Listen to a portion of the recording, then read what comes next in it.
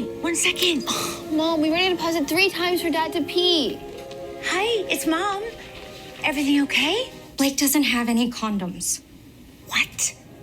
What happened to since 5th grade and we got this?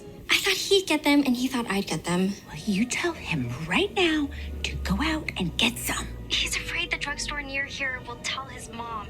And she's not as positive as you are. Would you go for us? Dad? I'm not about to go out in the middle of a blizzard to get you guys condoms. Okay, never mind. Blake Googled how to... We can just try that. Okay, bye. Lily! Lily!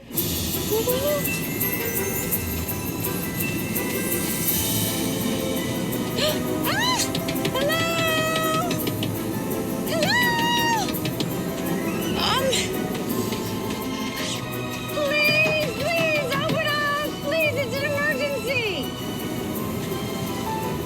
Closed. No one came in. Please! My daughter needs condoms!